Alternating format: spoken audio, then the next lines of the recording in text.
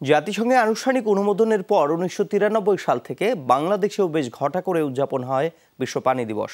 তবে প্রতিবেশী রাষ্ট্রগুলোর কাছে বাংলাদেশের নদীতে পানি প্রাপ্তির দাবি এখনও স্রেফ দাবির পর্যায়ে থমকে আছে। গুরুত্বপূর্ণ এই দাবি এখনও পূরণ না হবার পেছনে নমনীয় পররাষ্ট্রনীতি এবং জন আগ্রহের ঘাটতিকে বড় কারণ হিসেবে মনে করছেন অভিন্ন নদীর অধিকার আন্দোলনের নেতারা। বিস্তারিত মেহেরুল সুজনের প্রতিবেদনে। ১৯৭৬ সালে পানির হিস্সা আদায়ে মাওলানা ভাসানীর ফারাক্কামুখী লং মার্চ থেকে শুরু করে গত প্রায় ৫ দশকে একই দাবিতে দেশের বেশ কয়েকটি রাজনৈতিক দল ও জোট আন্দোলনে রয়েছে। কিন্তু ক্রমেই দাবি থেকে গেছে উপেক্ষিত। পানির অভাবে ৪৫ বছরে দেশের ২৪,০০০ কিলোমিটার নদীপথ দাঁড়িয়েছে ৪,০০০ কিলোমিটারে। দেশের ৫৭টি অভিন্ন নদীর পানির অধিকার নিয়ে আন্দোলনে থাকা রাজনৈতিক দলগুলো বলছে, রাষ্ট্রের কাছ থেকে নানামুখী বঞ্চনার শিকার মানুষ। অভিন্ন নদীর পানির হিস্সার বিষয়টি তাই জনগণের কাছে বড় হয়ে উঠছে না।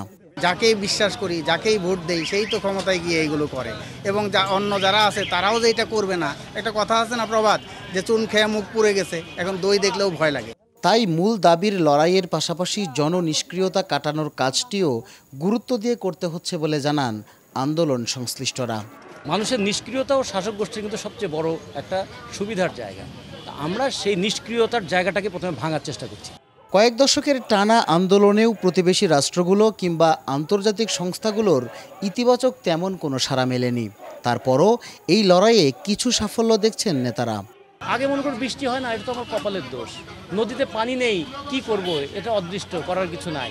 এখন মানুষ মনে করে নদীর পানি না থাকার জন্য দায়ী কে, এটা চিহ্নিত করতে পেরেছি। এটা আমাদের একটা বড় সাফল্য। তিস্তা হয়তো কিছু পানি ছাড়লো, এটা স্থায়ী কোনো ব্যবস্থা হয় না, কিন্তু আমরা এটাকে কোনো স্থায়ী সাফল্য মনে করি না। কিন্তু আমরা মনে করি যত বেশি আন্দোলনে মানুষকে যুক্ত করা যাবে, ততই কিন্তু আমরা আমাদের অধিকারটা আদায় করতে পারব। অভিন্ন নদীর পানির অধিকার দাবিতে সর্বশেষ বুধবার বগুড়া থেকে নীলফামারীর তিস্তা ব্যারেজ পর্যন্ত দুদিনের সড়কপথে ১৯২ কিলোমিটার লং মার্চ ও ১৩টি পথ সমাবেশ করেছে বাংলাদেশের সমাজতান্ত্রিক দল বাসদ। মেহেরুল সুজন, যমুনা নিউজ, বগুড়া।